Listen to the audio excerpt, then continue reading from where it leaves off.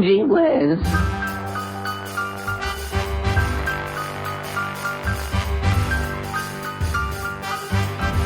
Hello, friends. I'm John Henderson. Welcome to this series of old-time radio show episodes called Gee Whiz.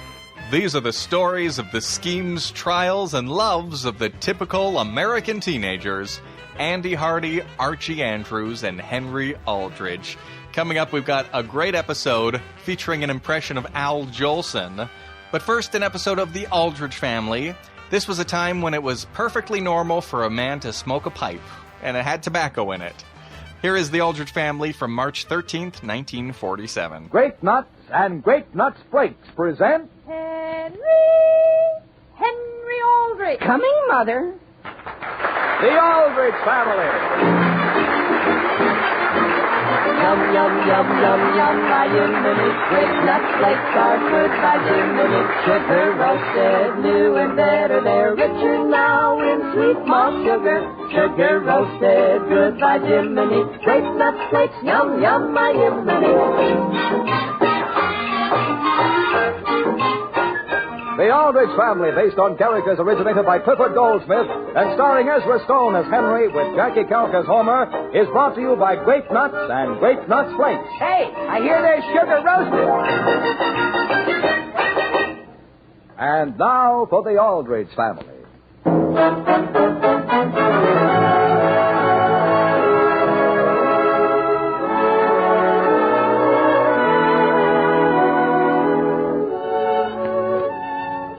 A teenage boy may have his ups and downs, but he's never halfway between. Henry Aldrich, for instance, never walks when he can run, and never smiles when he can laugh. And when he's late for dinner, he's good and late. The scene opens at the Aldrich dinner table. Sam, could I get you another piece of pie? No, thank you. What time is it now? It's a little after 6:30, dear. Oh, yes? Seems to me it was a little after 6:30, half an hour ago. Why, now that I look again, yes, it's getting on towards 7, but Sam... I'm sure Henry will be home any minute, Father. Why don't you put him right out of your mind and digest your coffee and newspaper? Mary, I can think of nothing more enjoyable than being able to put Henry right out of my mind. After all, dear, he's only a little late, and... A little late? When we've already finished dinner? Well, I'm not trying to defend him, but we did eat quickly. And my goodness, Father, Henry was much later than this the night before last, and you didn't say a thing. Mary... Exactly. He's been late for dinner 3 days in a row, and he's late for breakfast every day. It's time I put my foot down. Well, the only thing is... Dear, don't think I'm criticizing, but couldn't you just put your foot down gently all the time and instead of stamping it down only every once in a while and scaring us all to death? Are you insinuating that I'm not a good father? Why, no, dear. My goodness, of course you're a good father, Father. Of course you are, dear. But won't you let me handle Henry this once? You've been handling Henry too long as it is. Sam, are you insinuating that I'm not a good mother? My goodness, Father, look out the window. Here he comes. Where? See, he's coming up the street, pulling a wagon. Yes. What time is it? It's a little after 6:30, Sam. Look at him, ambling along as though he had all the time in the world. Well, yes, What but... has he got on that wagon? It looks like pop bottles. Now, what's he stopping for? He's probably tying his shoelace. He's picking a bottle up out of the gutter. Look at him standing there looking at it. It's all right, Sam. He's putting it back in the gutter. Mother, do you think I should go out and tell him to hurry? You stay where you are, Mary. This is very interesting. Look at that. But, dear, what's wrong with stopping to pat a dog? Look, isn't that thoughtful of him? He's offering the dog a candy, only it won't take it. I dare say the dog knew enough to go home in time to get its dinner. Mother, I'm home. I know, dear. Henry, come in here. Could we let him eat first, Father, before we scold him? Hello, everybody. Is dinner ready yet? Boy, I'm starved. I'll go and heat something up. Alice, stay here. But, Sam... Boy, what a time I've been having. Father, are you going to get a surprise? Henry, are you going to get a surprise? Henry, do you realize what time it is? Why? You've been eating your meals here for a good many years now, and you're aware of the fact that your mother serves dinner promptly at 6 o'clock. You mean it isn't 6 o'clock yet? Sam, why don't you buy him a watch? Henry, according to your mother, it's a little after 6:30. It is? Well, gee whiz, I have to be someplace at 7:30. I'll have to eat dinner in a hurry. If you'd been interested in dinner, you would have been here at 6 o'clock. Now, please go to your room. You mean I'm going to eat dinner in my room? I mean, son, you're not going to eat dinner at all. Sam. Father. You mean you ate everything up? Henry, stop arguing and go up to your room. Sure, Father. Well, that's perfectly all right. I'm not hungry anyway. So, supposing I go and sit in my room. Good. Until 7:15. You will sit in your room until I tell you to come out. But, Father, I have to be someplace at 7:30. When you were rummaging around the streets picking up bottles, did it occur to you that you had to be someplace at 6 o'clock? Father, I wasn't... Now, look, I told you to do something. But, Father... Henry! Yes, Father. And I hope you enjoyed your dinner. That roast beef certainly smells good. Sam, Aldrich, you ought to be ashamed of yourself. Ashamed? Why should I be? As a matter of fact, Alice, I believe I will have that piece of pie now. Yes? Well, you'll find it in the kitchen.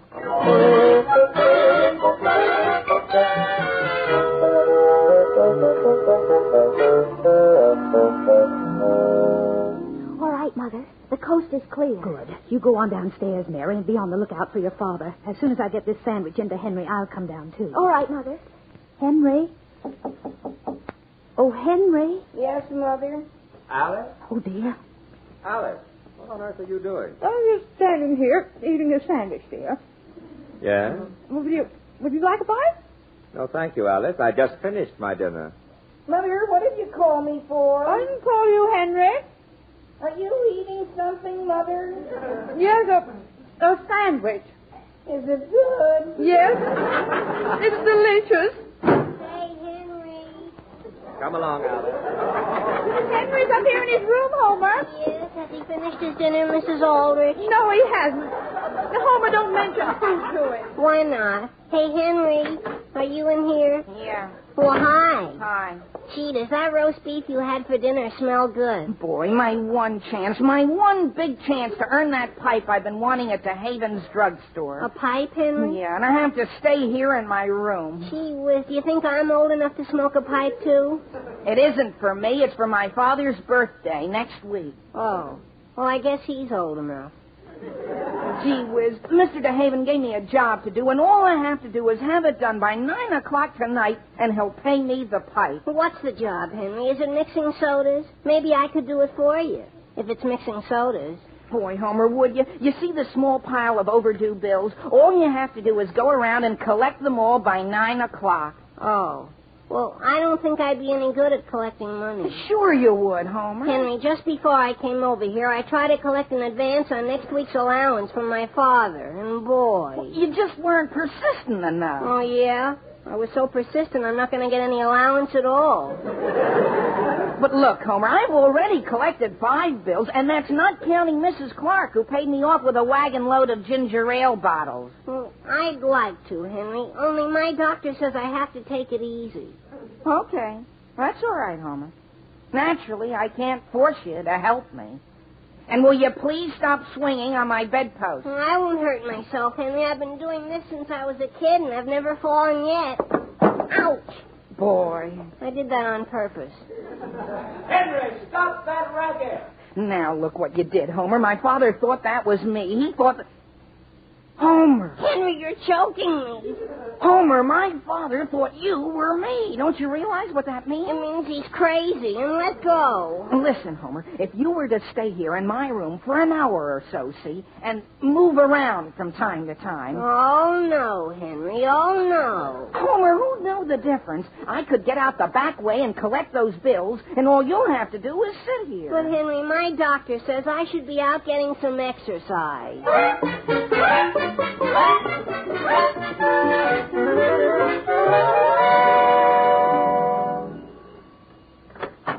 Yes? Good evening, Mr. Collins. Oh, is that Henry Aldrich? Yes, sir. Gee, how are you anyway, sir?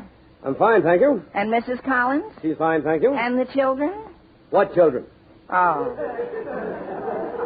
Well, speaking of children, Mr. Collins, You bought some ice cream and stuff from Mr. DeHaven last October. Yeah, I don't remember that. About $2 worth. About $2 worth? Well, to be more exact, exactly $2 worth. Here's the bill, Mr. Collins. Oh, yes. I guess it must have slipped your mind. The only thing is, Henry, I'm a little short tonight. But look, do you know Mr. Dixon over at 23 Maple Street? I don't think so. He owes me $2.50. So you go on over there and collect from him and say I sent you. $2.50? And you just give me 50 cents. Oh, gee whiz, the only thing is I haven't much time. I sort of have a friend sitting in for me at home. I mean, well, are you sure I'll be able to collect from Mr. Dixon? Sure thing. Well, here's your 50 cents, but, gee, I sure... And, Henry, when you get back to the drugstore, will you tell the Haven to send me up a carton of cigarettes? Sure. Would you like to pay me for them now? No. Just tell him to charge it.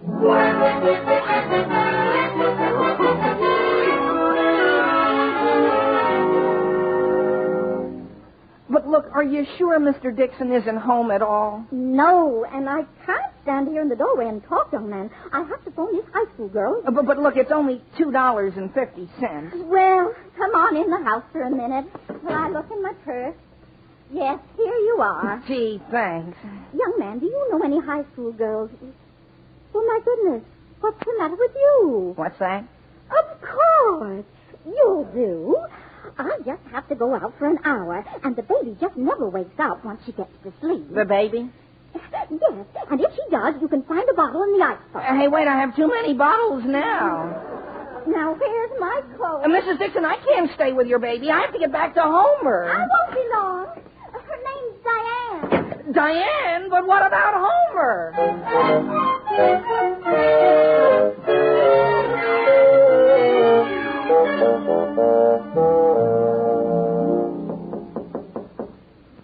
Henry. Oh, boy.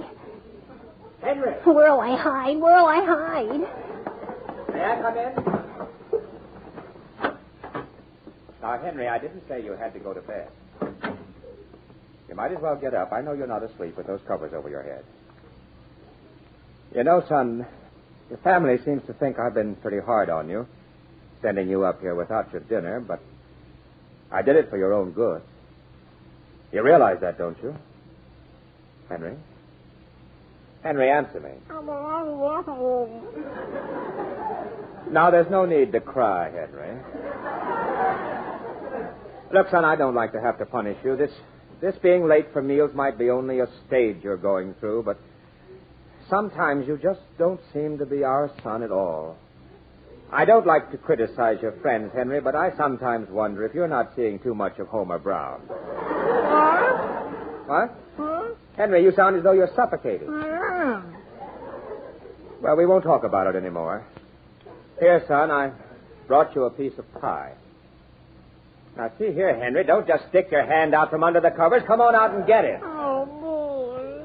Now, look, that's enough fooling around. Come on. Henry, let go of those covers. What's got into you? There. Hello, Mr. Aldrich. What are you doing here?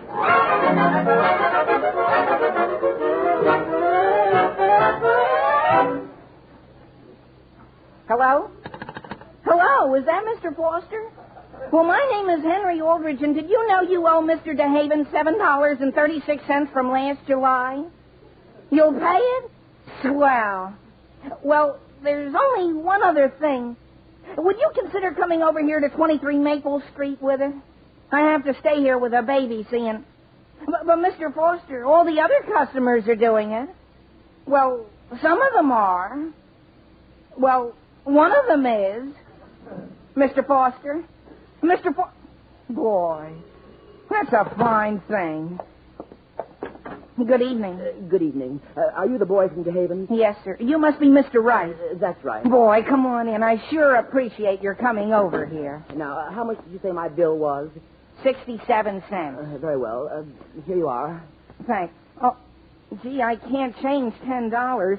Would you mind just giving me the 60 cents in cents? Oh, I'm sorry, young man, but this is the smallest I have. Well, look, why don't I do this? Why don't I run down to a store and get it changed? Well, and you can stay with the baby. What baby? Diane. You won't have a bit of trouble. She just never wakes up once she gets to sleep. And if she does, you'll find the bottle in the icebox.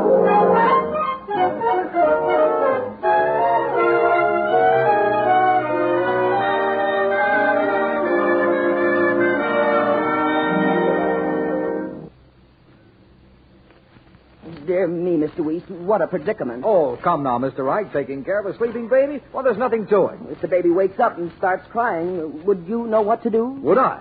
Now, just you listen to this. Yum, yum, yum, yum, yum, my Jiminy. Great nut flakes are good by Jiminy. Sugar roasted, new and better. They're richer now in sweet malt sugar. Sugar roasted, good by Jiminy. Great nut flakes, yum, yum, my Jiminy. Yes, even a baby will start smiling when it hears that happy tune. And it's nothing like the smiles you'll see when sugar-roasted Grape Nuts Flakes are served. That wonderful sugar-roasted flavor just hits the right spot. And remember, this one delicious flavor comes in two delicious forms. Grape Nuts, crisp, crunchy kernels, and Grape Nuts Flakes, tempting, toasty brown flakes. That's Grape Nuts and Grape Nuts Flakes. They're sugar-roasted.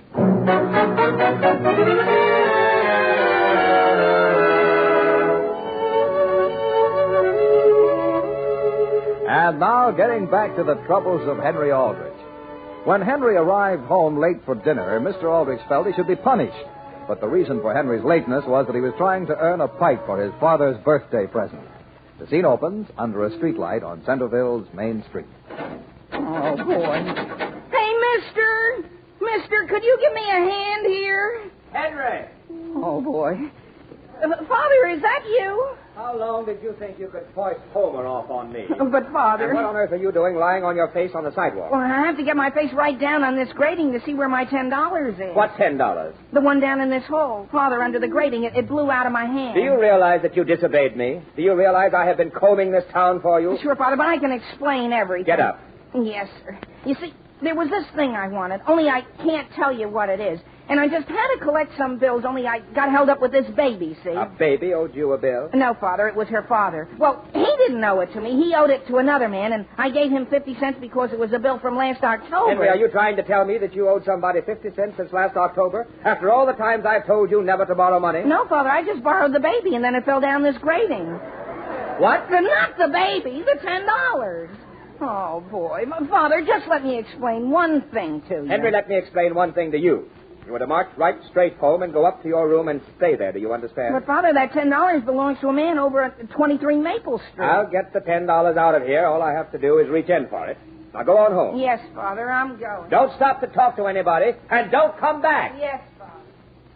Now then, if I could just get my arm. Henry! Henry, my arm is caught in the grating. Henry, come back!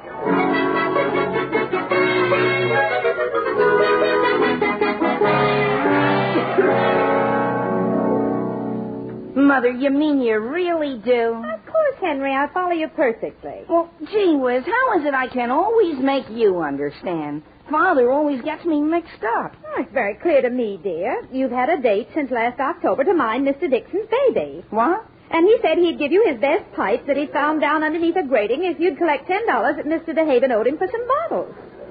No, Mother. I guess you didn't understand.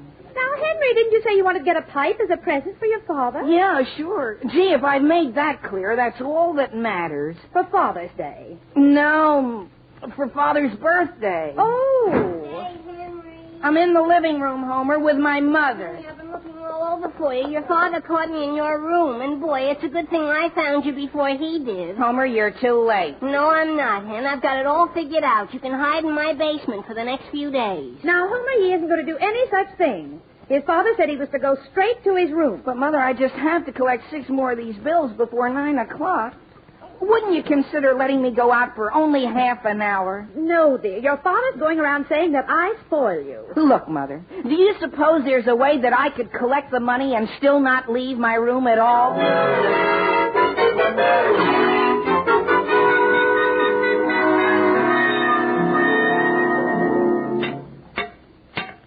Wait a minute. Now, Mr. Aldrich, for the last time, if you don't stay down on your knees, there's nothing I can do for you. How long do you think I can hold this position? My back's nearly broken. Well, you're going to get your arm broken if you don't hold it. Well, then kindly hurry up.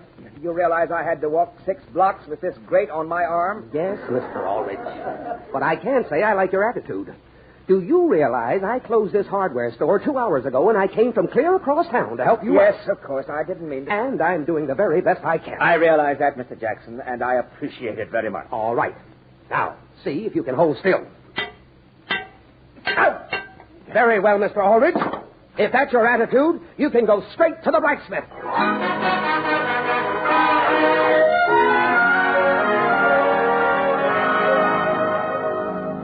Hello, Mrs. Walker. This is Alice Aldrich. I just thought I'd phone and give you that chocolate cake recipe you've been wanting. Well, yes, it's always been a family secret, but I just decided there's no point in being selfish about it. Oh, and by the way, Mrs. Walker, did you know that you owe the Havens drugstore $9.13? Yes, of course you'd forgotten about it, dear. Supposing I send Homer Brown over to pick it up, and then he'll be glad to give you the recipe.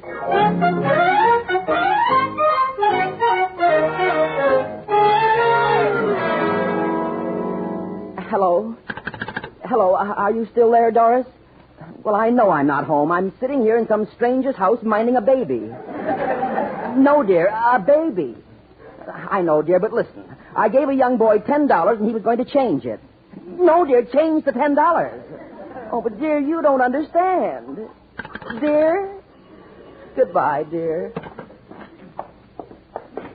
Excuse me, is your name right? Yes, are you the father? Why, yes. Well, I'm certainly glad you're here. Come on in. Thank you. Just a minute now. If I can manage to get my billfold out. I notice your arm is in a sling. Were you in an accident? Yes. Here's your $10. Thank you. I'll just get my coat. Say, wait a minute. Where did you get the $10? Look, I'm trying to forget. Kindly take the money and let's not talk about it. Well, that suits me. I'll drop into the Havens and pay that bill on my way home. Good evening. Oh, here, wait, I'm leaving too. Oh, no, you can't. Your wife isn't home. Oh? You'll have to stay with the baby. Oh. Good evening. Good evening. Mr. Wright. Wait a minute. What baby?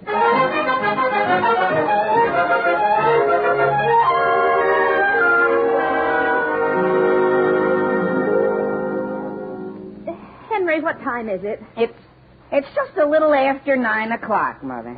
Henry, it must be an hour since you said it was only a little before 9 o'clock. Gee, I'm sure Father will be home any minute.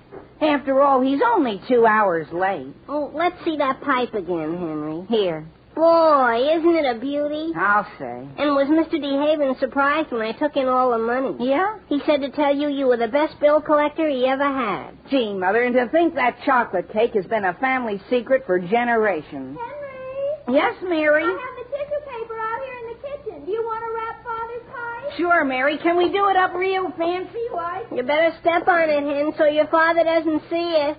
Homer, what time is it now? Alice! Sam. Oh, boy, I'm going home. Good night, Mrs. Aldrich. Are you in the living room, Alice? Sam Aldrich, where have you been? Alice, I can explain everything. Oh, my goodness, your arm. You've been in an accident. No, Alice, this wouldn't have happened if Mr. Jackson hadn't lost his temper. All I said was ouch. He'd say ouch, too, if I was twisting his arm off. So that's it. You've been fighting. Fighting? At your age. Listen to me, Alice. This $10 bill fell down a grating, and I got my arm caught in it trying to reach the money. Was Mr. Jackson trying to reach the money, too? No, dear. I had to lift the whole grating off with my arm still in it, and then I had to get down into the hole and get the $10. You mean Mr. Jackson pushed you in? No, I got in by myself. And Mr. Jackson wouldn't let you out? Alice, forget about Mr. Jackson. Well, my goodness, you didn't yell. Frankly, if that's the way you were, I don't blame him for hitting you. Alice, listen. Mr. Jackson did not hit me. Mr. Jackson didn't do a thing except bite my head off. Then why are you so late? Because I've been minding the baby. What baby? Well, you see, I went... Mr... Never mind, you wouldn't believe it anyway. Mother, have you got a longer piece of ribbon I could tie around this... Henry! This... Oh, gee whiz. Why aren't you in your room? Oh, I'm going, Father, but... Do you mind my asking what happened to your arm? Mr. Jackson bit him, dear. Henry, wait a minute. What's that you're holding behind your back? Oh, boy. Well, it isn't anything, Father. Just some tissue paper. Yes, in that case, let me have it, please. Sam. Father, couldn't you just wait a day or so? I mean... Hand it over. Yes, sir. What's in here, another pop bottle? No, sir, it's... Well... Happy birthday, Father. Only I certainly hadn't planned it this way. You mean this is... this pipe is... It's your birthday present, Sam. It is? For my birthday? And Henry earned it himself, collecting bills. That's why he left his room, and incidentally, why he was late for dinner. Well, Well, you see, Alice? It's a pipe. Well, it's about the best-looking one I've ever seen. Boy, Father, do you really like it? Yes, indeed, Henry. And, well, thank you, son. He earned it, Sam. Yes, Alice, I know. Well, Henry, so you earned it. Yes, sir. Well. And you know the next thing I'm going to earn, Father? A watch, so I won't ever be late for dinner again. Well, son, you couldn't help being late. Sometimes things happen, Henry, that are beyond our control. But just the same, Father, it's not going to happen again. You see this stack of bills? Yes. Mr. DeHaven sent them up here with Homer. He said if I can do as good a job collecting these, he'll pay me a watch. Well, I think that's very commendable, Henry. When do you start? Right now. Father, did you know you owe Mr. DeHaven $12.25 from before Christmas?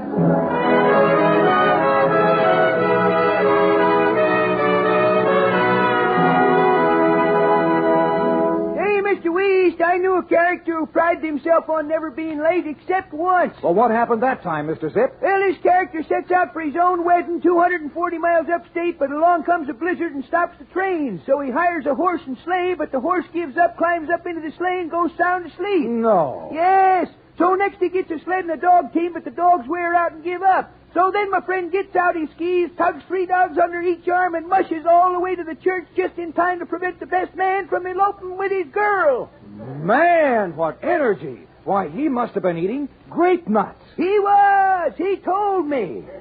Them sugar-roasted grape nuts. Any objections? Nary a one, Mr. Zip. I like a little mushing myself. And friends, while you may not want to plow through blizzards, it's great to have the energy so you plow through the day's work like lightning. And it is grape nuts for energy. Grape nuts for important bodybuilding food values of the whole grain.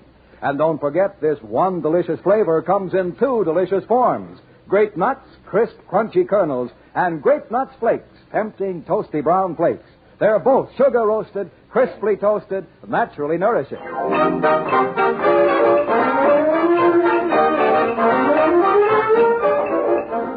Did you lock all the doors, Sam? Yes, dear. What a day. Well, my goodness, where did you get this? What? This great big handkerchief.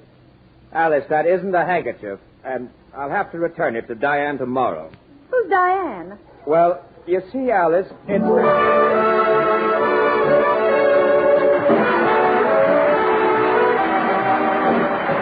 The Aldrich Family, with music by Jack Miller, is based on characters originated by Clifford Goldsmith and stars Ezra Stone as Henry with Jackie Kelk as Homer. Mr. and Mrs. Aldrich are House Jamerson and Catherine Roth. And this is Dwight Reese saying The Aldrich Family was brought to you by Grape Nuts and Grape Nuts Flakes. They're sugar roasted.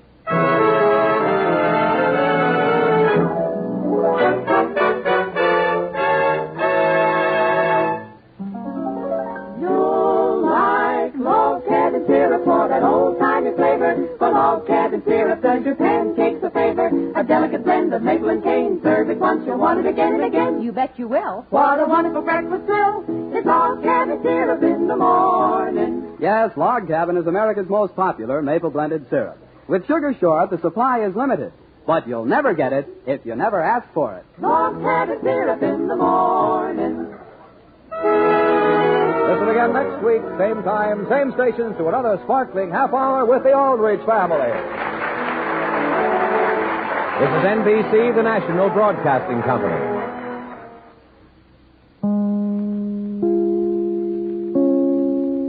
That was an episode of The Aldrich Family from 1947. And now, The Archies. I can't figure out what he's all about. Making eyes at Sheila.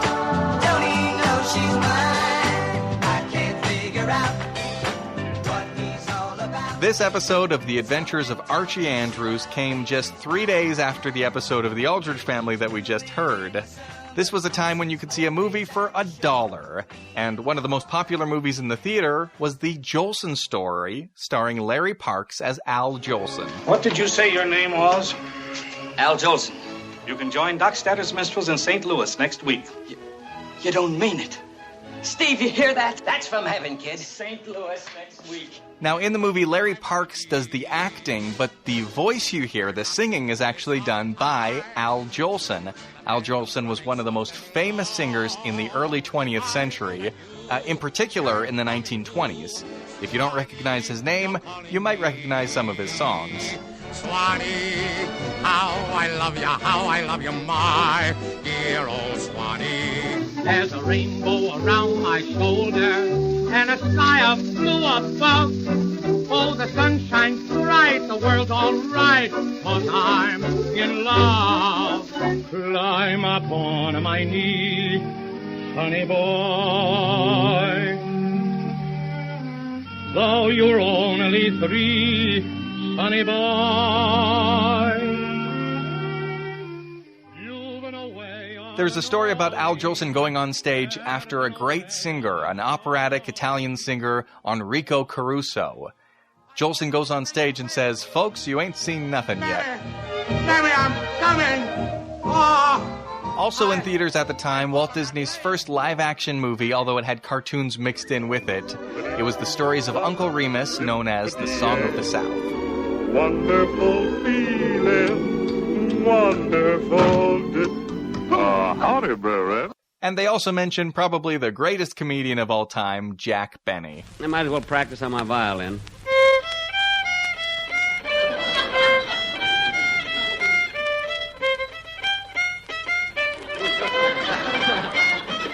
No, I better not jazz it up yet. I'm not ready for it. Well, after all that, here's Archie from March 16th, 1947. Hello? Hello, Jughead. This is Archie. Come over right away. It's a matter of life or death. Oh, relax, Archie. Relax.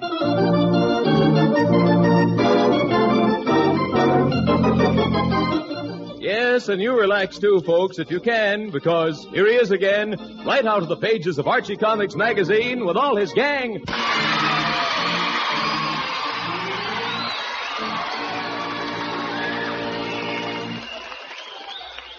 Well, it's Saturday afternoon as we look in on the Andrews home in Riverdale. We find Mr. Andrews seated in the living room, happily reading his paper. As you came to us, Hi, Dad. Huh? Oh, hello, son. Hello, son. Dad, could I have the comics, please?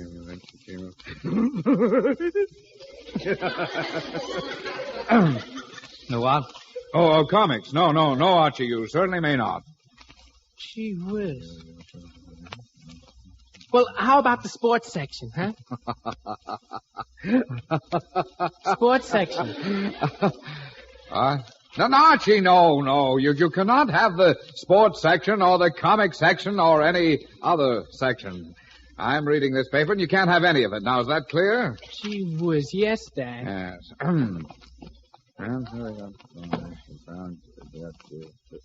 Archie, for Pete's sakes, what are you doing down there on the floor? I thought I might be able to see the front page from down here. Oh, good grief, Archie, get up off the floor. Yes, Dad. Haven't you anything better to do than heckle me while I'm trying to read this paper? Why don't you, call up Veronica? I have nothing to talk to her about. Well, there must be something you can do. Some place you'd like to go. Well, I would like to go to the movies. Fine. Here's $1. Go ahead. Go to the movies. Stay and see it twice. Oh, gee whiz, thanks, Dad. I will. Thanks a million. See you later, Dad. Yes. Oh, boy, can really Hey, annoy. are you busy right now? Oh, me. What is it, dear? Run next door and borrow 2 onions. I need them for dinner. But Mary, it's a long time until dinner. I know it, but just do what I say. I want to go and get... all right, Mary. All right, I'll go. But I don't know why you have to borrow things all the time. Yes, 2 onions for dinner. That man can really be... Oh, now, who can that be? Hello? Mrs. Andrews? Yes? This is Genevieve Lodge. Well, Mrs. Lodge, hello. Yes. Miss Andrews, I wanted to talk to you about the Red Cross. As you know, the Red Cross Fund is conducting its drive all this month. Yes? And they do such wonderful work.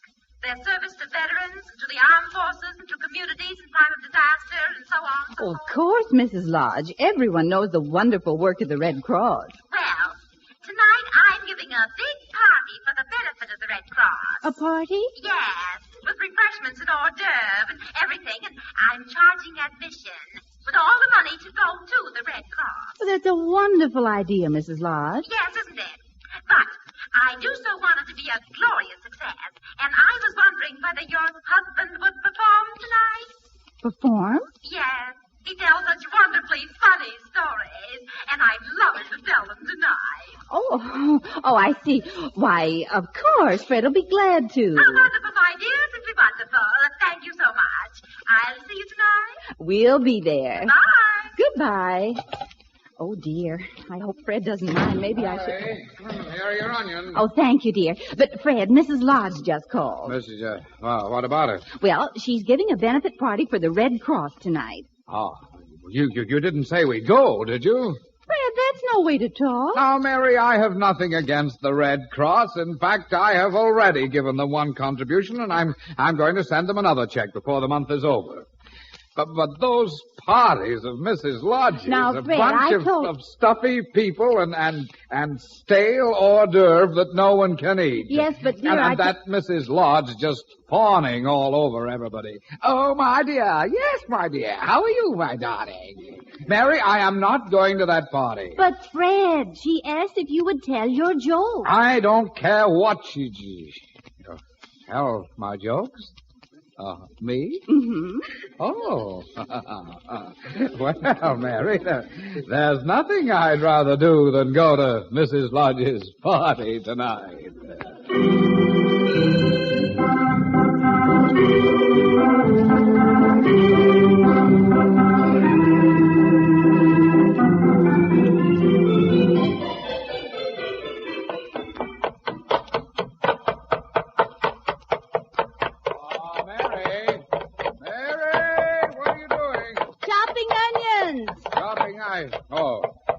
Dear, I've finally got my routine all set for the party.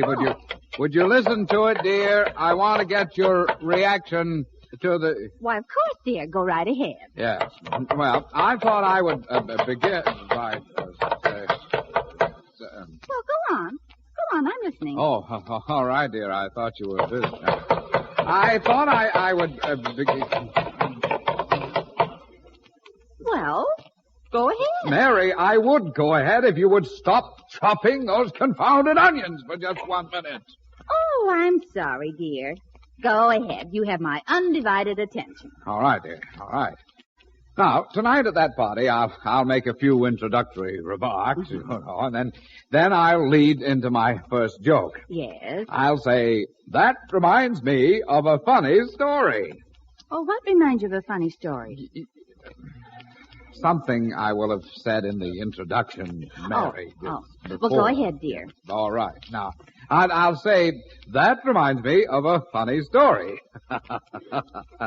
A story of an old maid who finally married an X-ray specialist because he was the only one who ever saw anything in her. Anything in her.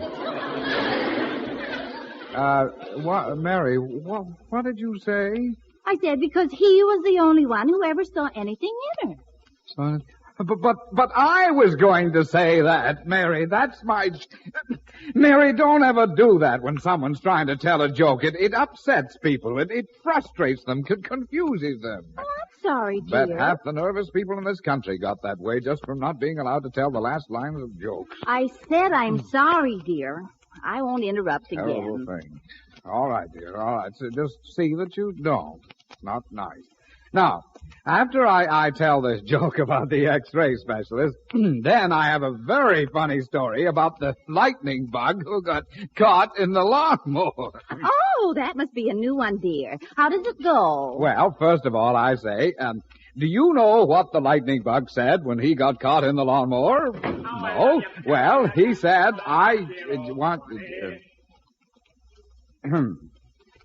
the lightning bug said,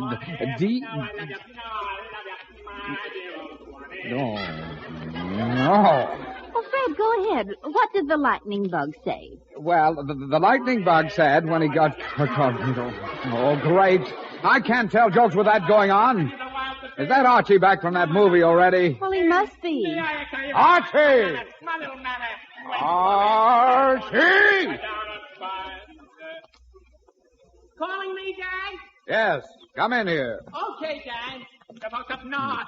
Well, see me no more. When I go to that Stop one... that infernal singing. Well, gee, Dad, that's just how the guy did it in the picture. He said, Swanee, how I Archie, love you, I do how I not love you. care how the guy did it in the picture. Be quiet. Well, gee, I'm sorry, Dad. Fred, the boy was only singing. I know that, and I have no objections to singing as such. But, Archie, you never think of anyone but yourself. You come in here singing at the top of your lungs with no thought of whether somebody might be busy or sick or dying, for that matter. Gee, I love you, how I love you, my dear. Oh, just terrible. I'm sorry, Dad. Well, hereafter, show a little consideration for others. Yes, Dad. You are not a child anymore. Yes, Dad, I know. So if you expect to Archie, are you crying? Well, yes, Dad, but it doesn't matter. It's only... Fred, you see? I told you you're too harsh with a boy. Mary, I didn't. What did I say to make him cry? But Well, he's crying, isn't he? But, Mom, Fred, I think you should absolutely apologize to the boy. Apologize? Well, all right, Mary, I will. Archie, son, I'm sorry. Well, will you accept your poor old dad's apology? I accept your apology, Dad. Fine. And what in tarnation are you still crying about? I said I'm sorry. Well, that's just it, Dad. I wasn't crying because of anything you said. There must be onions around here someplace. Oh, for pity's sake. I've been chopping onions in this bowl. Is that what's making you cry? Well, sure, Mom. You know how sensitive I am now. Great. Mary, I told you that I did not say anything to make that boy cry. Fred, I'm sorry. Well, sure, I feel fine. Oh, yes, you sound fine. Look, if you can't stand onions, go into the other room, Archie, but just be quiet. Okay, Dad, I'm going. I sure can't stand those onions. Well, certainly glad that's over. Well, Mary, perhaps now I can tell you what the lightning bug said when he got caught in the lawnmower. Well, yes, Fred. Go right ahead. Well, when the lightning bug got caught in the lawnmower, he said, delighted, no end. Fred, that's very funny. Very, very funny. Mary, are you crying at my joke? No, Fred, your joke is all right. I guess these onions are getting me, too. Oh, fine. Well, I guess I'll go someplace else and rehearse. Even Jack Benny couldn't be funny around here.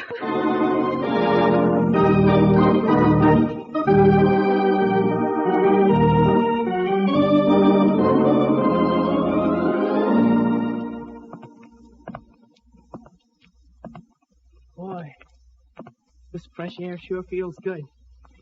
Funny thing how I just get near an onion and I go all to pieces. I wonder... Hi, Archie. She was Jughead. What'd you expect? Uncle Remus? Gee, Jug, I wish you'd been here a little while ago. I just saw a swell picture all about Al Jolson. Oh, I heard that was pretty good. Yeah, but I can do as good as that guy, I bet you. Oh, sure. Better, in fact. You want to hear me? Sure, go ahead. Okay, listen to this. Mammy, my little mammy, the sun shines east, the sun shines west, but I've just learned where the sun shines best. Mammy, Jughead! Huh? Who is singing this anyway? I just joined in a little. Well, don't. I'm trying to show you how I would do that song. Okay. All right, now I'll try another one. Now listen. Swanee, now I love you, my dear old Swanee. I give the world to thee, and Jughead. Huh? Jughead, just what do you think you're doing? Singing. Jug, it so happens that I'm trying to show you how I can imitate Larry Parks imitating Al Jolson. Well, I'm just imitating Archie Andrews, imitating Larry Parks, imitating Al Jolson. I know it.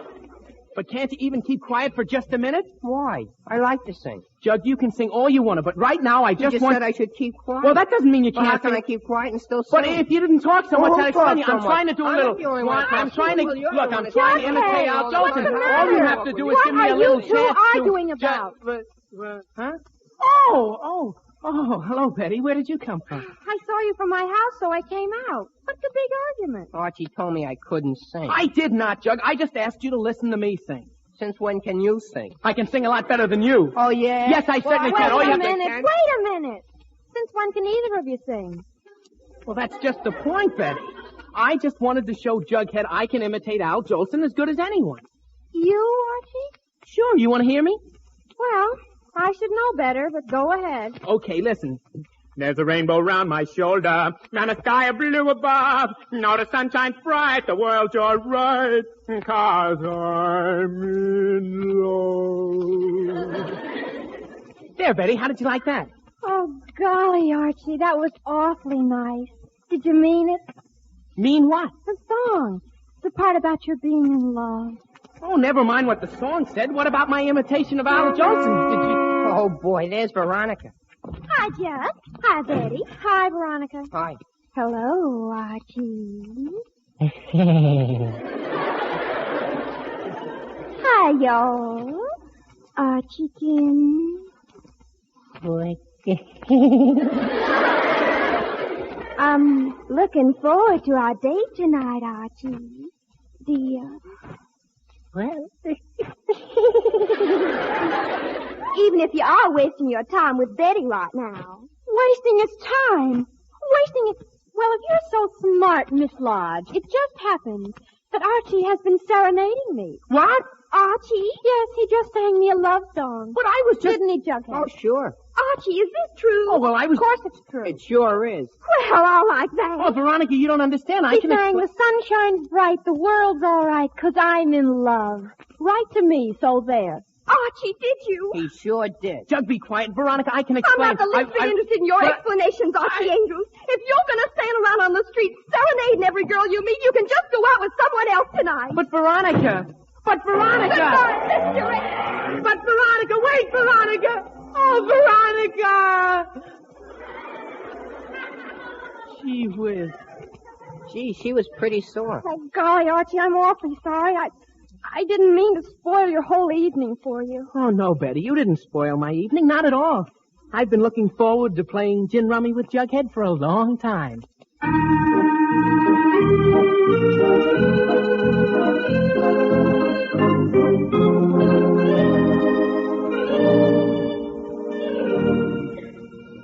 Fred, you ready?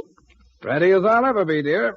Well, is Archie going with us? Well, I don't think so, dear. This morning he said he had a date with Veronica for tonight. Veronica? Why, isn't she going to be at her own mother's party? Evidently not. Well, let's go, dear. All right, Mary. You know, something tells me we're going to have a very enjoyable evening at the lodges.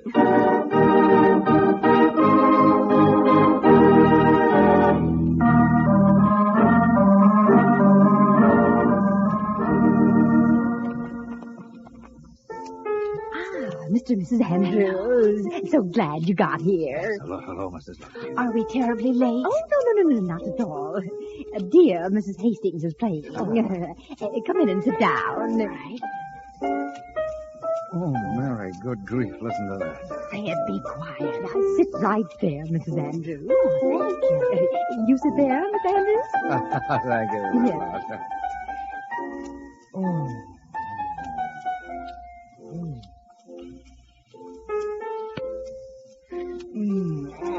Fred. I didn't say anything, dear. Well, stop fidgeting.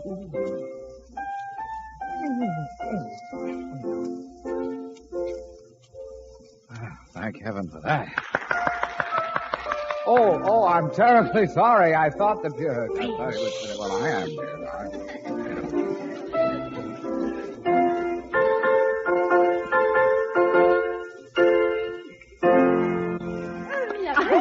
Lovely, simply lovely. Grand applaud. Why? Lovely. It was wonderful. Mary, don't overdo it. She's liable to play an encore. Oh. Miss Hastings, dear girl, that was delightful. Simply delightful. Yes, indeed. Now, everyone. Now, on behalf of the Red Cross, for whom this gathering is being held, I thank you. And now, pardon me a moment. I see what our next bit of entertainment will be. Fred, she's coming over here. Oh, yes. Oh, and Mr. Andrews. Mrs. Lodge, that was a very lovely number. Very lovely, yes, lovely. Oh, lovely. I've heard better. Mother. Oh, hello, Mr. and Mrs. Andrews. Hello, dear. Hello, Veronica. Mother, some of the guests are leaving. Oh, my goodness, I was afraid of that. Mr. Andrews, do something before this party dies on its feet. Yes, of course. My goodness, if any more people leave, we won't get any money at all for the Red Cross. Please tell your jokes. All right, Mrs. Lodge, I'll do my best. Oh, fine. Well, I'll introduce you before it's too late. Thank you. Quiet, everyone, quiet. Now, dear friends, our next bit of entertainment will come from a man you all know well. A man who has deservedly won a reputation for his quick wit and sense of humor. And who will now tell us some of his amusing stories. Mr. Fred Andrews. Good luck, dear. Thank you, dear.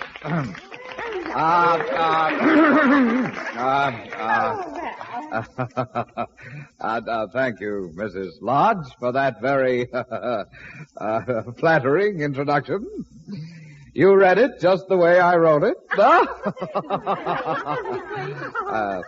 For a while there, I thought you weren't going to introduce me at all. I thought I was going to be a wallflower tonight. Yeah, which reminds me of a very funny story that I just heard about an old maid who had tried to find a husband for many years. Well, finally she succeeded in getting someone to marry her, an X-ray specialist. It seems that he was the only... It seems that this X-ray specialist was the only one who could see... Mr. Andrews, forgive me for interrupting you, but we can't hear you very well with that horrible noise. I'm not surprised. I can't hear myself. What on earth can it be? Well, I've no idea. Well, it seems to have stopped now. Yes, it has stopped. Continue, Mr. Andrews. I'm terribly sorry. Oh, that's quite all right. Well, this X-ray... Oh, good heavens, there it goes again. Mary, can that be... It's out in the garden. Fred, I don't know. I never heard anything like that. Well, I did just today. Fred, where are you going? To put a stop to that racket. Archie! Archie! No. Huh? Somebody called me? I certainly did. Archie, you come in here. Gee whiz, is that you, Dad? Yes, it certainly is, young man. Gee, Dad, what are you doing here? I was... Oh, gee. Hello, everybody. Hello, young man. Hello, everybody. Oh, for Pete's sakes, Jughead. Who'd you expect? Enrico Caruso? Forsyth, be quiet. Archie, just what were you doing out in the garden? Well, gee, Mrs. Lodge, I didn't know you were having a party. Well, we were, till you started that noise. Gee, I'm sorry, Mother, dear, that wasn't noise. That was singing. What? Oh, yes, Mother. Archie is quite a singer. In fact, you ought to have him sing for the party. Yeah, the what? Oh, but I couldn't... Sing? Say, Archie, do you sing? Who, me? Oh, no, Mrs. Lodge. Archie, I insist. Mother, you've never heard anything like it. Oh, but I was just telling my Veronica, story. dear, that's a wonderful idea. A little popular music is just what we need to liven things up. But, Mrs. Lodge, what about my jokes? A little later, Mr. Andrews. Not right now. Mrs. Hastings. Mrs. Hastings, dear girl, would you... Archie, you and I are going to have a long, long talk. Gee, Dad, how did I know this would happen? Now, what are you going to sing, Archie? Well, since this is for the Red Cross, I think an appropriate tune would be Sonny Boy. Oh. It wasn't in the picture, Mrs. Lodge, but it's Al Jolson's greatest song. Oh, well, now that's fine. Now, Mrs. Hastings, do you... Archie, you are going to make a fool of yourself? Fred, it's too late now. Now, everyone. Archie Andrews will now sing Sonny Boy. Archie, just stand right near that table there. All right, Mrs. Lodge. Ready when you are, Mrs. Hastings.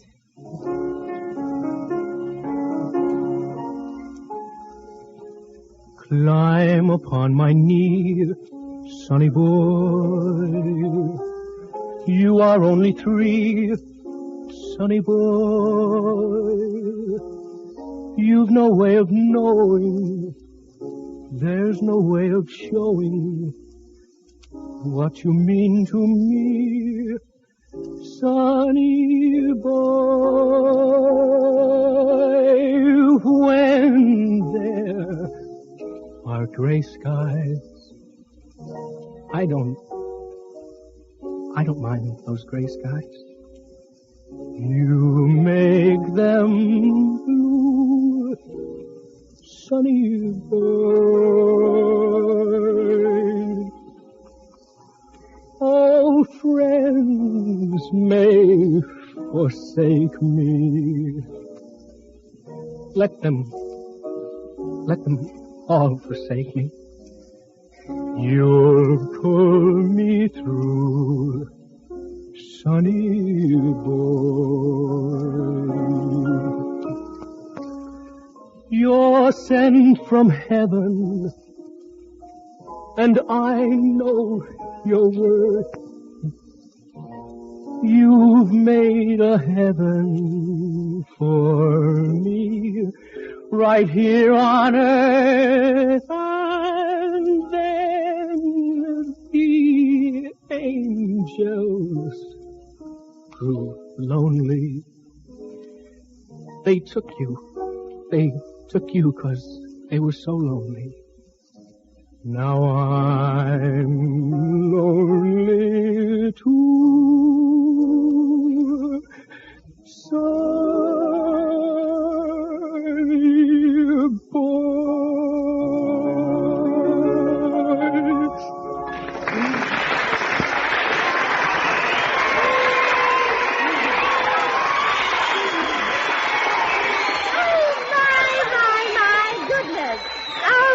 My goodness, that was wonderful. Now, Archie, you were superb. Such emotion. Archie, you were sensational. So moving. Darling, you were great. Yes, son, you were terrific. Oh, it wasn't anything. And Archie, I apologize for thinking you couldn't sing. You deserve a great big gift. And, I apologize, too, son. You were fine. Oh, I'm so proud of you, dear. Thanks, Mom. Now, excuse me a moment, Archie. This is the psychological moment to take up another Red Cross collection. Now, people, I want all of you to show your appreciation. I had no idea I'd be such a hit. Well, neither did I, son. Why, you almost had me in tears the way you sang that. Why didn't you tell your mother and me, Archie, about this secret talent? Talent? Dad, that wasn't talent. What? Well, sure, you see that table I was standing next to? You mean the one with the sandwiches and the hors d'oeuvre? Sure, Dad. Onions. Remember? Oh, onions. Onions? Archie, You mean not those so loud. onions on the Nobody table knows and back it at was you you for and what Jan. caused all the tears?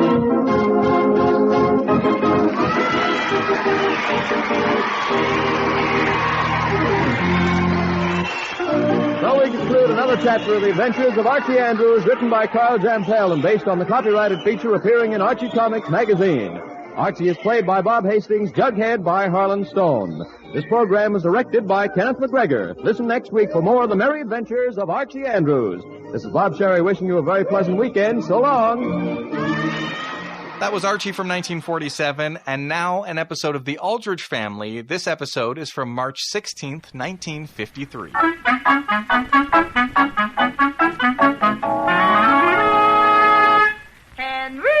Henry Aldrich! Coming, Mother.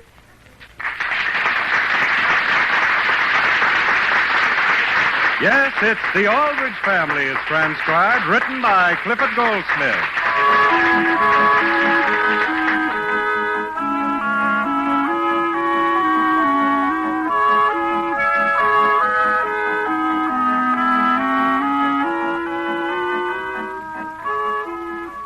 Whatever your teenage years were, hectic, adventuresome, or shining, you can never forget them. They're an important part of you.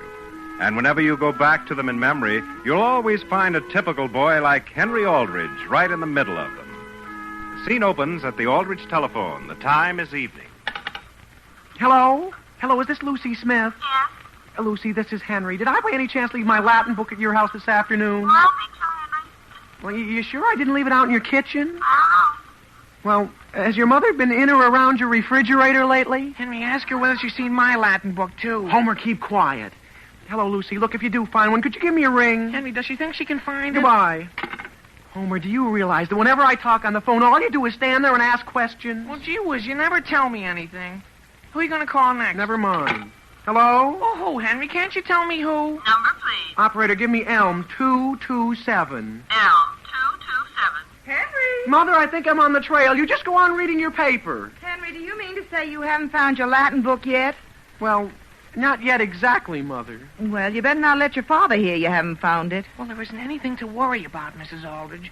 It'd be different if we didn't know where we went today. Well, just the same, Henry, better find it in a hurry. Hello? Hello, Aunt Harriet. This is Henry. Henry who?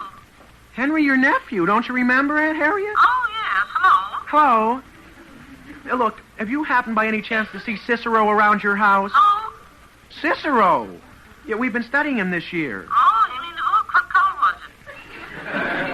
was it? Just a minute. Homer, what does our Latin book look like? What do you mean? Like a book? What color? What color? Is it black? Black? I thought it was sort of... Henry, it's brown, isn't it? A nice sort of brown with Cicero printed on it. Hello, Aunt Harriet. Brown. And there were two of them, Homer's and mine. Has she seen them, Henry? Well, have you been in or around your refrigerator lately? Oh, no, I didn't tell me the same thing. Well, ask her whether she's had her dinner yet. Thanks, Aunt Harriet. Goodbye.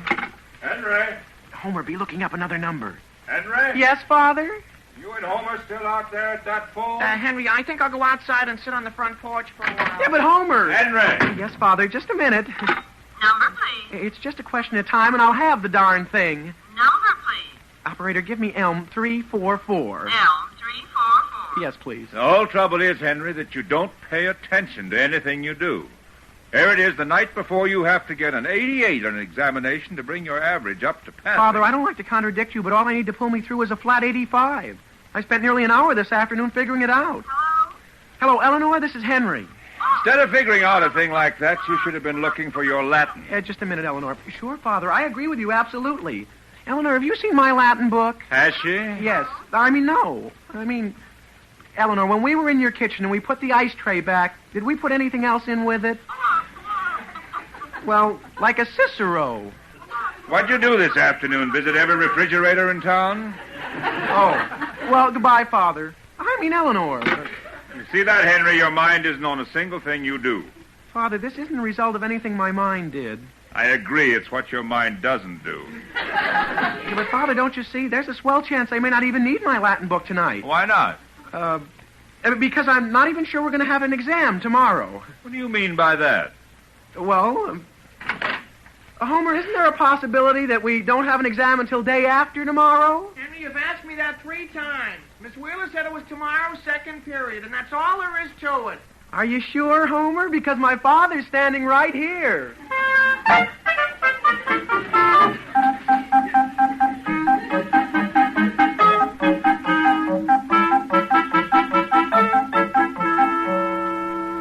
Quos Quousque tandem abuteri Catalina patientia nostra. There, Homer, what does that mean? Go on and finish it. I have finished it. Quousque tandem abuteri Catalina patientia nostra. That means, Homer, how long will you abuse our patience, O Cataline? It does? Sure. Now, can you give it to me? Sure. Oh, Cataline. Oh, Cataline. Henry, could you read it again, please? The whole thing? Well, of course not the whole thing. Do you think I'm dumb? Just give me the first word. Quousque. Oh, yes, quousque. Look, Homer. Does this give you any hint as to what it is?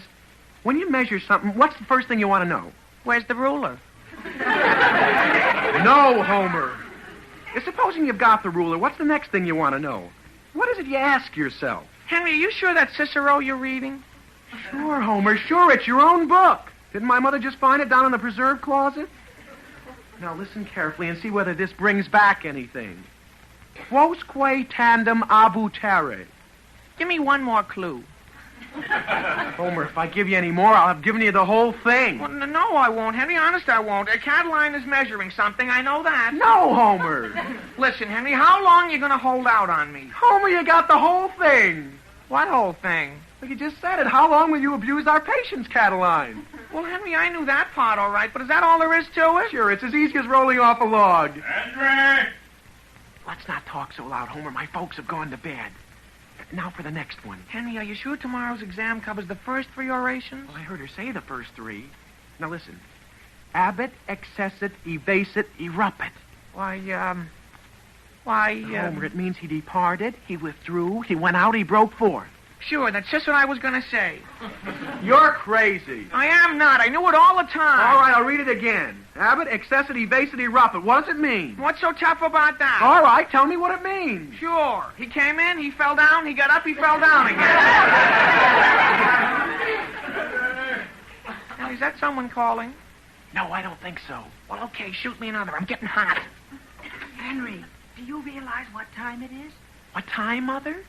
Well, it's just a little after 10, isn't it? It's 20 minutes to 12, and you promised me that if I let Homer stay here overnight, you'd behave yourselves. But, Mother, all we've been doing is sitting here quietly with Cicero. Sure, Mrs. Aldrich. I'm sorry, but you were talking as loud as you could. And what's more, it doesn't seem to me that you should have to study as late as this. But, Mother, you have no idea what a stiff exam Miss Wheeler can give. Well, it shouldn't be stiff if you'd paid attention. Alice, will you please come to bed? Sam, I'm talking to the boys. I'd like to get back to sleep. Mother, I have paid attention, but Miss Wheeler double-crossed us. I'll say she did. What do you mean she double-crossed you? Well, Mother, she stood up in class after we're almost through with the last 3 orations of Cicero and announces that the examination will cover the first 3. Sure, and we haven't looked at those since last term. And she didn't give you any advance warning? No, Mrs. Aldrich, not since February. Sure. And here we are stuck when we ought to be in bed. Henry, go to bed. Yes, Sam, he's going. But, Mother, don't you realize that if we don't study this, our whole year's work will be in vain? And Father, you know what Father's going to do. But, Henry... And, Mrs. Aldrich, this is one course I don't want to have to take over again. Homer, I'd like to say something to both of you. But listen, Mother... Now, wait, Henry, let me explain this to her.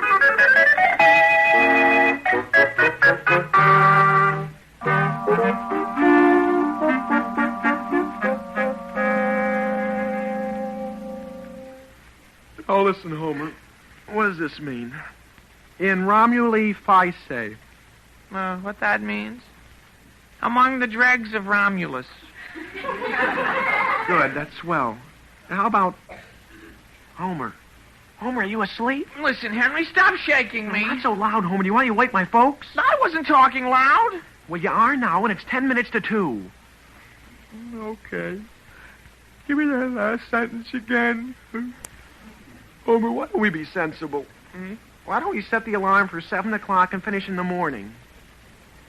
Homer? Homer, do you realize you've got your head right in the middle of my collection of rocks? And, Homer, some of those are valuable. But, give me that sentence again, Henry. Didn't you hear what I said, Homer? Rocky-o what? I said, let's quit and go down and get something to eat. Oh, boy. Do you have any breakfast cereal? You know, the kind I like? Sure. I think I'll have some myself. With plenty of milk on it. And cream. Oh, wait till I set this alarm for 7. Listen, Henry, how about setting it for 5 after 7? I need to sleep. Homer, we've got work to do.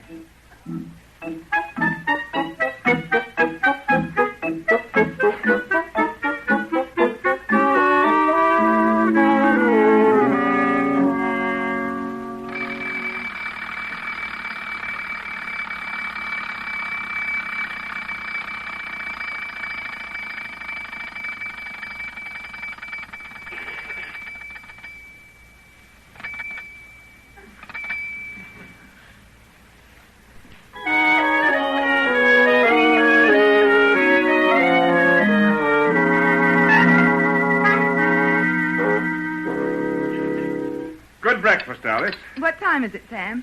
20 minutes after 9. I ought to be at the office by now. Oh, my goodness, I ought to be getting ready to go out myself.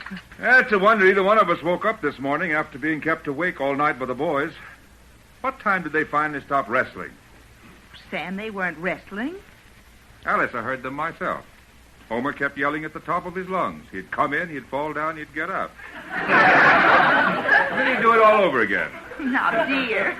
Oh, didn't you hear them? How'd they look when they had breakfast? Well, I didn't see them at breakfast. They must have come down quite early. Yes? Yes, I was just going to call them when I happened to find their cereal dishes out by the sink.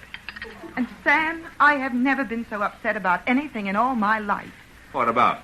Why, imagine their Latin teacher giving them an exam they had to sit up half the night studying for. I still say that if Henry had paid attention, a thing like that wouldn't happen. Dear, under ordinary circumstances, I'd agree with you. But their teacher double-crossed them. Henry explained the whole thing to me. Shh, Alice. Yes, Sam? Listen. Did I hear someone moving around upstairs? Well, I certainly don't hear anything. It couldn't be Mary. She left the house at least 10 minutes ago. And, Sam, you didn't let me finish. I'm going down and see Miss Wheeler today. Who's Miss Wheeler? Henry's Latin teacher. I think it's time I had a heart-to-heart talk with her.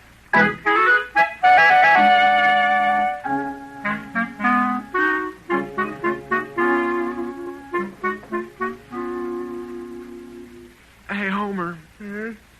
Homer, wake up. Henry? Hey, what's that? Did the alarm go off? Not yet. I woke up about 5 minutes ago.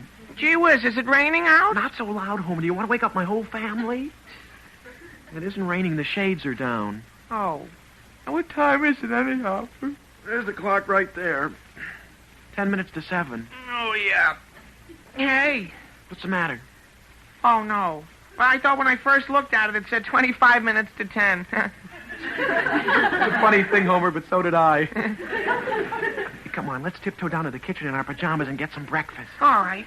How about a little more of that cereal and some bananas? We haven't got any bananas.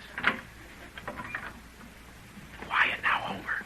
As soon as we get through, we'll come back and finish studying. Okay. You know, it's funny, but I feel as refreshed as though I'd slept until 9 or 10 o'clock. Homer, don't trip on these stairs. You'll wake everybody up. Henry asked me what quousque tandem and all that sort of thing means. What does it mean? It's how long will you abuse our patience, Cataline? That's swell, Homer. Just a second while I put in a telephone call. At this hour of the morning? Who are you going to call? I think they'll be up by now. Number, please. Elm 753. I beg your pardon? Elm 753. Elm 753. Quiet! I mean, that's all right. Go ahead and ring him. Henry, will you please tell me who you're calling? Homer, I think I know where I left my Cicero yesterday. Remember when we dropped into Jimmy Bartlett's for a second? Hello? Hello, is this Mrs. Bartlett? Yes? Well, this is Henry Aldrich. Did you find a Latin book anywhere around your kitchen? Henry, could you speak up a little? Well, I would, Mrs. Bartlett, but I don't want to wake my folks up. Oh, are they sick, Henry? No, they're just getting a good night's sleep. I'll tell you, could I speak to Jimmy, please? To Jimmy? He's left for school. What's that? Yes, of course. He left a long time ago. Gee whiz, what time did he have to be there? At 9 o'clock. Well, I know, but... What time is it now? It's 10:45. Quarter to what?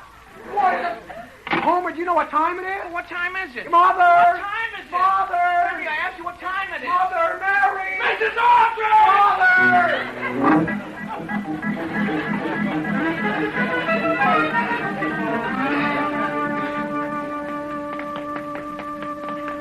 slow down and wait for me. What's the matter with you, Homer? Can't you run? Gee, was I dressed in such a hurry? Look at me. I got my shoes on the wrong feet. Why worry about a little thing like that? Don't you realize the exam started 15 minutes ago?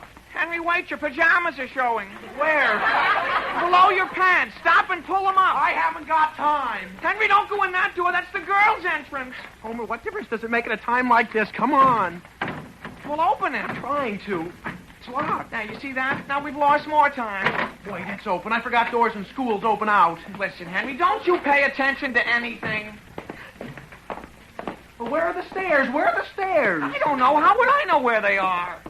Homer, don't go through that door. That's the girls' gym. Yeah, I know. Who's the swell-looking girl on the parallel bars? Hey! Homer, quit it. Come on. Well, let's try this way. Boy, are my feet blistered. Same here. We should have brought our socks along with us. Come on up these stairs. Henry, don't you see that sign that says down only? Homer, stop criticizing everything and come on. Where does that door go to? Gee whiz, we're in the clear. You mean we're outdoors again? No, we're in the main hall. There's Miss Wheeler's room right over there. Don't make so much noise. You wanted to notice us when we go in? Wait a second, Homer. Wait a second. We gotta sign our names on this bulletin board before we go in. Oh, yeah. Well, sign mine and hurry up. Wait a second. Hey, Homer, how does my hair look? Why worry about a thing like that? You should see yours. Just pull up your pajamas and come on. Quiet, Homer, quiet. Gee whiz, where's Miss Wheeler? I don't know. Hey, Lucy. What? Where's Miss Wheeler? She got called down to the office. She did? Boy, are we in luck. Has the exam started? Yes, the papers are up there on the desk. Come on, Henry, let's get them and get started. The period's almost half through. Boy, I wish I'd had time to eat some breakfast. My stomach's turning over. Henry, your pajamas are slipping off, too.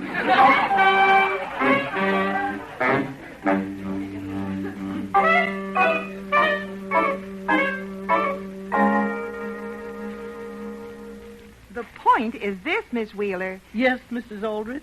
Well, I do appreciate your coming down here to the office when I know you're holding an examination upstairs. But don't you think there's something wrong when a boy has to study half the night and then get up practically before sunrise and study some more? I do indeed, Mrs. Aldrich. And I hope you won't misunderstand. But my observation has been that Henry doesn't pay as much attention as he should. Miss Wheeler, if Henry were the only one who had to study practically all night, it would be different. But Homer Brown stayed up just as late and was up again at sunrise. Mrs. Aldrich, I hope you won't misinterpret what I'm about to say. But Homer Brown doesn't pay any better attention than your son does. And incidentally, if you would care to look on that desk, you'll find Henry's copy of Cicero. It was found in DeHaven's drugstore yesterday. Oh, really? Oh, well, naturally, I realize Henry isn't perfect, Miss Wheeler. But don't you think that if a subject is made interesting, young people will take an interest in it? I appreciate your frankness, Mrs. Aldrich.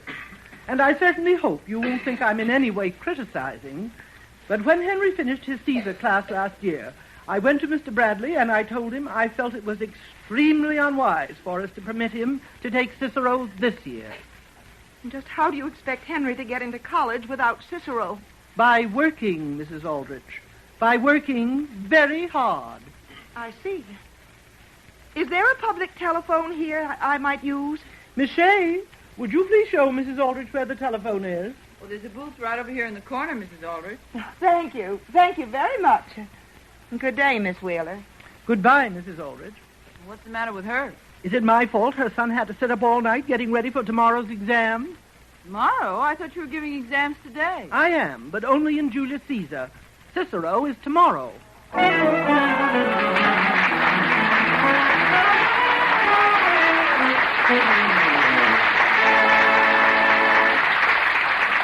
We'll return to the Aldrich family in just a moment. Tonight, Theater Guild on the Air raises the curtain on another fine dramatic presentation by some of the superb actors the Guild has teamed up with the outstanding plays of the past and present. Tonight's play is The Square Peg, starring Thomas Mitchell, Thelma Ritter, and Jane Wyatt. And, of course, no Sunday would be complete without a visit to those two happy householders, Phil Harris and Alice Faye. this curly-headed wonder of the airwaves can usually get himself involved in something that requires Alice's talented hand to unravel. Then your two regular NBC thrillers, Dragnet and Barry Craig, confidential investigator, come along next. Barry, played by William Gargan, clears up a thrilling mystery, while Dragnet, with Jack Webb as Sergeant Joe Friday, offers another case history from the files of the Los Angeles police. So stay tuned to NBC on Sunday nights for the tops in radio entertainment.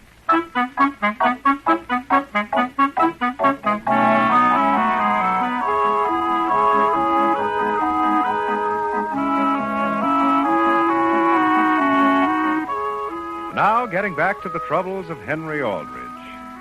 Due to the fact that Henry and Homer overslept this morning, they arrived at school 20 minutes late and have gone in to take the wrong Latin exam. Mrs. Aldrich, who assumes that they got up in time, has taken their side in the trouble that follows. This scene opens in the examination room. Boy, oh boy. Homer, not so loud. Henry, did you ever see a tougher exam? I'll say. I don't recognize any part of it.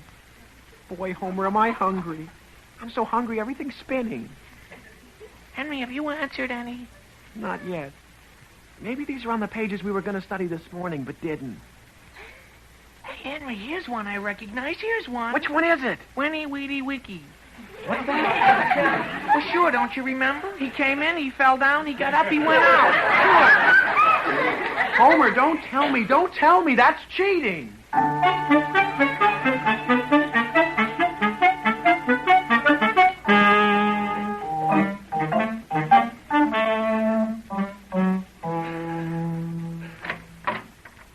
Mr. Bradley, but did you send for me? Yes, Miss Wheeler. Come right in. Tell me, have you Henry Aldrich's and Homer Brown's examination papers with you? No, I'm afraid I haven't. I sent the boys home with them. Oh, dear. That's too bad. I didn't know you wanted to see them, Mr. Bradley. I also gave Henry his copy of Cicero. His mother left in the telephone booth. Yes. Well, I'm sorry about the papers because Henry's father and Homer's father are dropping in for a talk in a few minutes. You don't say so. I thought they might find those examination papers rather enlightening. You mean the fact that they took an exam in Caesar and thought it was in Cicero? Yes. But never mind. I've sent for Miss Johnson to come in. That will help some. Yes, Mr. Bradley. You're referring, of course, to that awful thing Henry and Homer did this morning. Yes, I am. Well, I'm certainly glad you're going to report them. If Mr. Aldrich and Mr. Brown think for 1 minute that this school... Excuse me, Mr. Bradley, but Mr. Aldrich and Mr. Brown are here to see you. Thank you, Miss Shea. Please show them in.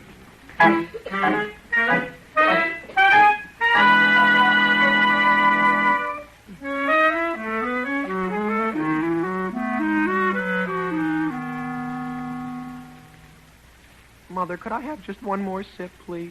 Here you are, dear. Now, put your head back on the pillow. Thank you. Thank you very much. Just when did this awful headache begin, Henry? Well, it's a funny thing, Mother. Just as I began taking that Latin exam, everything began to spin. With me, Mrs. Aldrich, I began to spin... Boy, I'm still spinning. Well, you just stay in that bed over there, Homer, and Henry, you stay in this bed, and you're both going to feel just fine. And I don't have to go home and tell my folks that... I don't have to go home and tell them? No, Homer, I'll phone them. But when you do, Mrs. Aldrich, would you mind not mentioning my Latin exam? Because my father was sort of counting on me not having a breakdown until school was over for the year. Aldrich! Yes, Sam, are you back? When Henry comes in, I want to see him. He's right here, dear. Tell him to come down here. Why, Father? Dear, he can't possibly come. You'll have to come up here.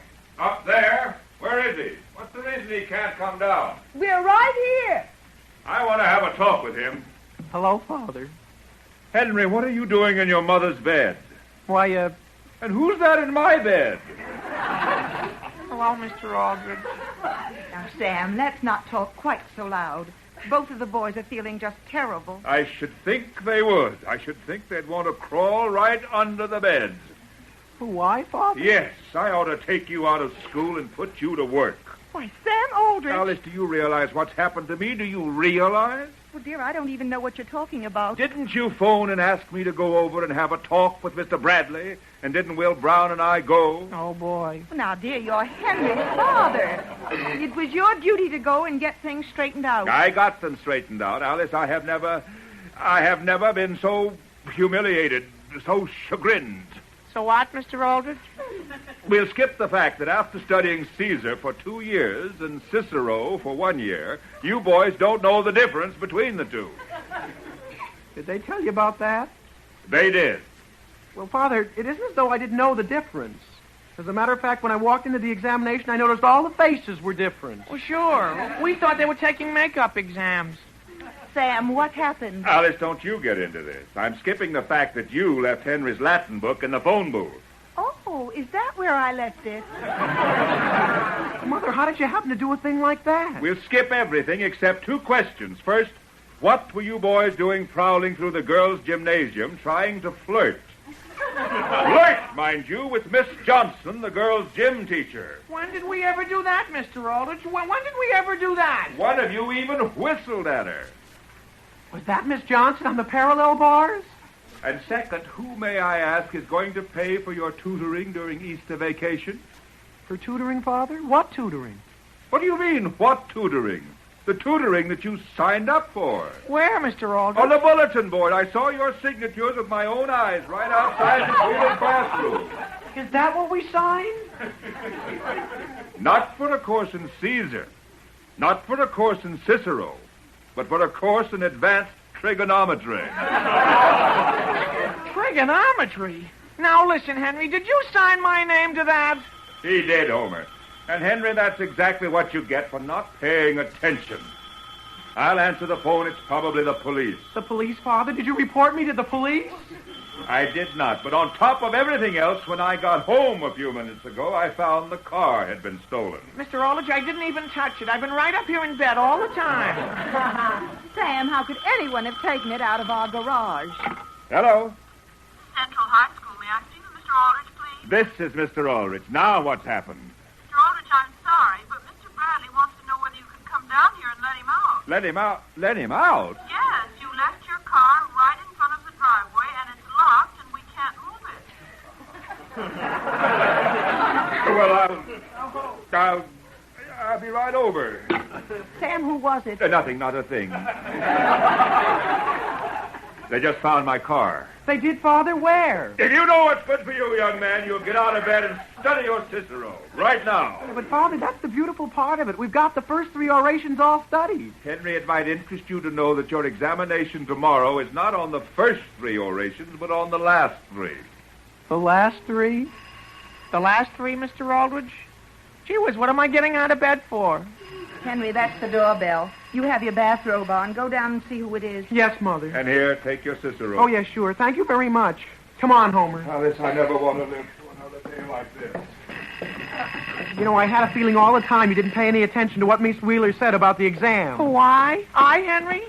Oh, boy. What's the matter? Here, look through the window by the front door. Look who's out there. Oh, boy, Homer, it's Miss Wheeler. Henry, I'm going down to the basement. Wait a second, Homer. You gotta stay here and face her.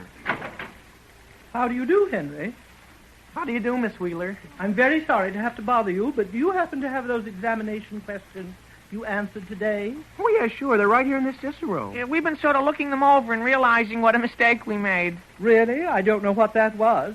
But when I gave them to you, I just wasn't paying attention. Did you read what was written on the back of them?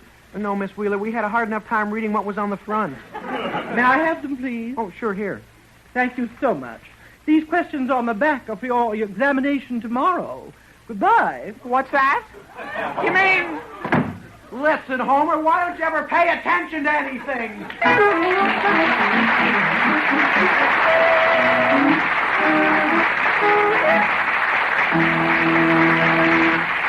Red Cross disaster plans have always been developed on the assumption that it can happen here. This means a big volunteer job for a great many people.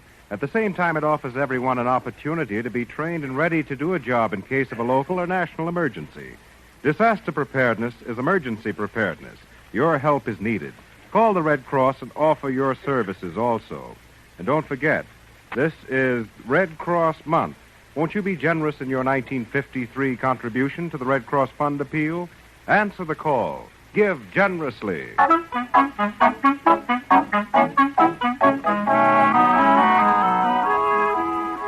The Aldrich Family is transcribed as written by Clifford Goldsmith.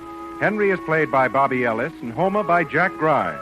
Mr. and Mrs. Aldrich are House Jameson and Barbara Robbins. Your announcer is Dick Dudley. Listen again next week, same time, same station, for another sparkling half hour with the Aldrich Family. Good night, everybody. I hope you enjoyed these great episodes. I know I enjoyed Archie's impression of Al Jolson. If you'd like to find out more about me, check out thisdaybenny.com.